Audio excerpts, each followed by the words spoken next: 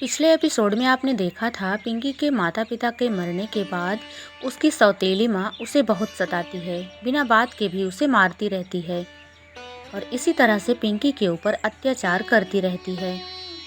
और आज सुबह सुबह भी पिंकी को वह मारने लगी और कहने लगी, पिंकी, हम लोगों के उठने के पहले तुझे उठ जाना है और तुझे सुबह सुबह नाश्ता बना लेना है। अब जल्दी से जा किचन में और हम दोनों के लिए नाश्ता बना। और पिंकी किचन में जाकर नाश्ता बनाने लगी। तभी उसकी माँ फिर आती है और कहती है, अरे कल मुही, अभी तक तूने नाश्ता नहीं बनाया, इतना धीरे धीरे तेरा हाथ चलता है। पिंकी कहती है, माँ, चूल्हा नहीं चल रहा था इसीलिए देर हो गई माँ, मैं बना रही हूँ जल्दी जल्दी, आप चलिए अभी मैं लेकर आती हूँ नाश्ता।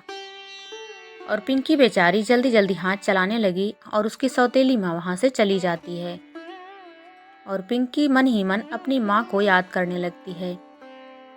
पिंकी की माँ अपनी बेटी लाडो को एप्पल खिला रही होती है और खुद भी खा रही होती है। तभी पिंकी आती है और कहती है, माँ, क्या मैं भी शाम का बचा हुआ थोड़ा सा चावल है उसे खा लूँ? मुझे बहुत भूख लगी है माँ, अभी नाश्ता बन रहा है। उसकी सौतेली माँ उसे डांटते हुए कहती है, एक तो तू जल्दी से नाश्ता नहीं बना रही है, मैं और मेरी बेटी को भूख लगी है और ऊपर से खाने की बात करती है।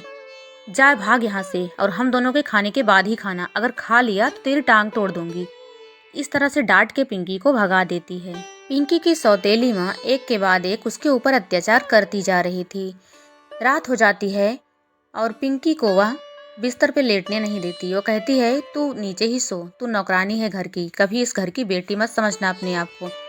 रात को पिंकी सो रही होती है, उसकी माँ को गुस्सा आ जाता है उसे देख के और उसका गला आके दबाने लगती है।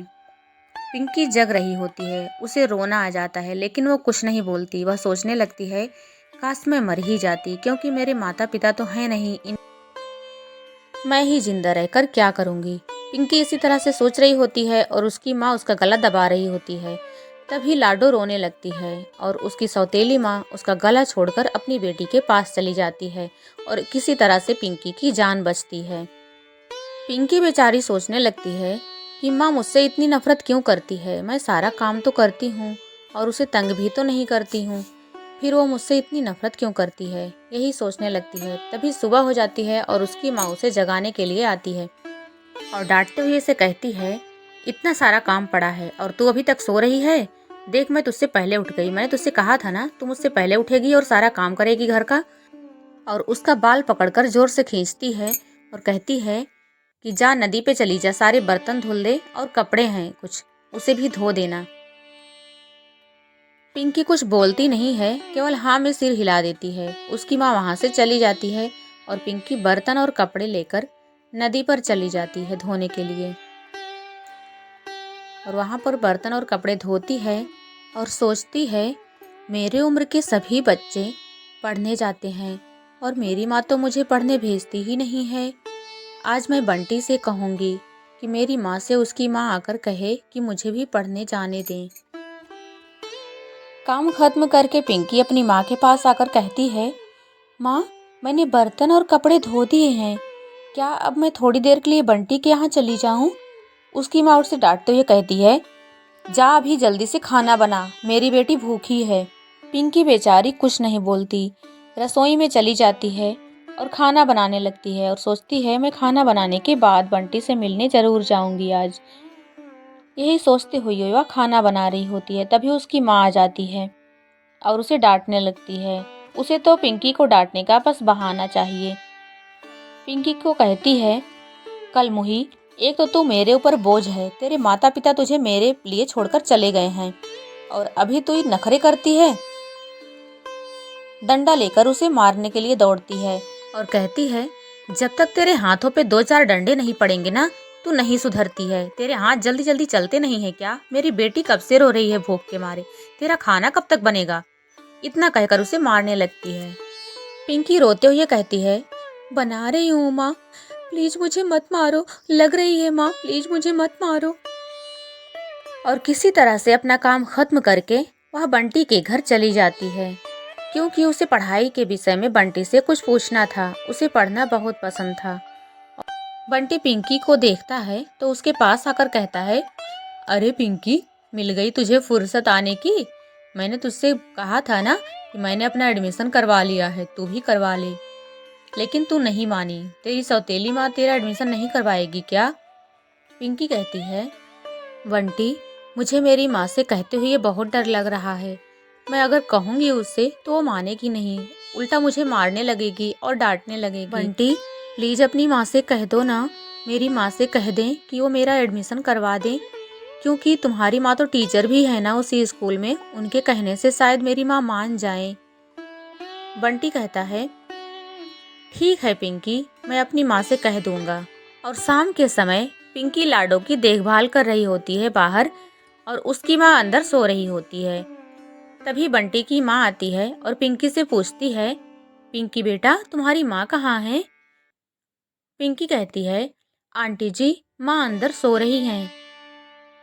पिंकी तो समझ जाती है कि आंटी किस लिए आई हैं। उसके बाद बंटी की माँ कहती हैं, ठीक है बेटा, मैं उन्हें जगा लेती हूँ।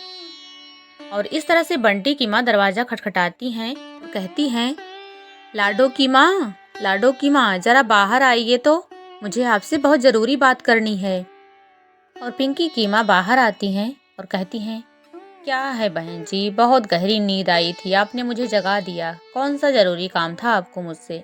बंटी की माँ कहती है, बहन जी, मेरे स्कूल में ना नए नए एडमिशन हो रहे हैं, थोड़े ही दिनों में एडमिशन का काम खत्म हो जाएगा। आप भी अपनी दोनों बेटियों का एडमिशन मेरे स्कूल में करवा दीजिए, बहुत ही कम फीस लगती है मेरे स्कूल में। पिंकी की माँ कहती है, क्या बहन जी, आप भी कैसी बातें करती हैं? क्या करेगी पिंकी पढ़ के? मेरी लाडो तो अभी छोटी है, उसे तो मैं अभी भेजूंगी नहीं। और ये पिंकी, ये क्या करेगी पढ़ के? खाना ही तो बनाना है ना। इसकी शादी करके किसी तरह से अपना जी का जंजाल खत्म करूंगी, पढ़ाई लिखाई तो गई भाड़ में। बंटी की माँ कहती है, आपको पता है बहन जी, मेरे स्कूल में जो बच्चे पढ़ते हैं उन्हें कुछ पैसे और ड्रेस फ्री में मिलती है, किताबें और बैग भी फ्री में ही मिलेगी, और पैसे ऊपर से मिलेंगे। तो आपका फायदा ही है, नुकसान कोई भी नहीं है। अगर आप अपने घर के 2 बच्चे पढ़ाएंगी तो आपके एक बच्चे की फीस माफ रहेगी, इसलिए पिंकी की फीस माफ रहेगी और आपकी लाडो की फीस लगेगी। दोनों का एडमिशन करवा दीजिए, बहुत अच्छा रहेगा आपके लिए। और तभी लाडो की माँ कुछ सोचने लगती है और बंटी की माँ कहती है, बहन जी, क्या सोच रही हैं? एडमिशन करवा दीजिए दोनों बेटियों की, एक की फीस माफ रहेगी। पिंकी की माँ कहती है, कुछ भी हो बहन जी, मैं पिंकी को पढ़ाई नहीं करवा सकती, मेरे घर के काम कौन करेगा? बहुत सारे काम रहते हैं, ऊपर से मेरी छोटी सी बच्ची, उसको कौन देखेगा? बंटी की माँ कहती है, ठीक है बहन जी, आप सोच के बताइएगा। दोस्तों, इस तरह से यह एपिसोड यहाँ पे खत्म होता है। इसके अगले एपिसोड में हम देखेंगे कि उसकी माँ क्या निर्णय लेती है, पिंकी को पढ़ाती है या नहीं पढ़ाती, और पिंकी के लिए क्या नई नई मुसीबतें खड़ी करती है। दोस्तों, अपने विचार कमेंट बॉक्स में अवश्य दीजिएगा। वीडियो पसंद आई हो तो प्लीज लाइक, शेयर और सब्सक्राइब कर दीजिएगा। तो मिलते हैं नेक्स्ट वीडियो में, तब तक के लिए धन्यवाद।